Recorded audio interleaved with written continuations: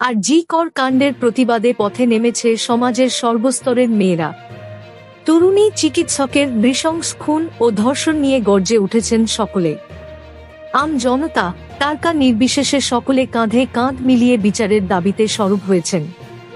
গত কয়েকদিন ধরে ফেসবুক ইনস্টাগ্রামের টাইমলাইনে ঘুরে বেড়াচ্ছে মাত্র 5 সেকেন্ডের একটা ভিডিও।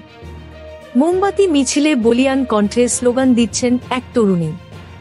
সেই কলেজ পড়ুয়াকে বলতে শোনা যাচ্ছে, "Wherever I go, however I dress, no means no, yes means yes", যার বাংলা তর্জমা করলে খানিক দাঁড়ায়, আমরা যেখানেই যাই, যে ধরনের পোশাক পরি, না মানে না, আর হ্যাঁ মানে হ্যাঁ। অর্থাৎ কোনো মেয়ের সম্মতি ছাড়া কোনো পুরুষ যেন তার দিকে হাত বাড়ানোর সাহস না পায়। এই ভাইরাল কন্যের ভিডিও ঘিরে উত্তাল পশ্চিমবঙ্গ। তবে জানেন কি, এই প্রতিবাদী কন্যে কিন্তু ওপার বাংলার ছাত্রনেত্রী।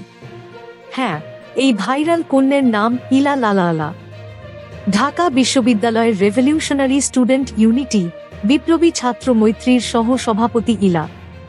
ডেমোক্রেসি ক্লাউন্স নামের এক মিউজিক্যাল ব্যান্ডের সদস্যা ইলা, যাদের মূলমন্ত্র হল পথে, ক্ষতে, ভিন্নমতে, পীড়িতি আর বিপ্লবে। গানে গানেও বিপ্লবের কথাই বলেন ইলা। এই বামপন্থী ছাত্রনেত্রী দিন কয়েক আগে ঢাকা বিশ্ববিদ্যালয় চত্বরে আরজি কর কাণ্ডে সমবেদনা জানিয়ে ঢাকা টু কলকাতা নামের প্রতিবাদ মিছিলে যোগ দেন ইলা। ভিডিওটি সেই সময়ের। সোশ্যাল মিডিয়ায় প্রচণ্ড অ্যাক্টিভ ইলা। ফেসবুকে তার অনুগামীর সংখ্যা প্রায় 10,000।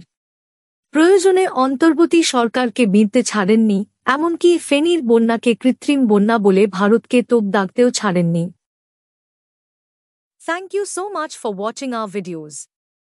Please do like, share and subscribe our channel.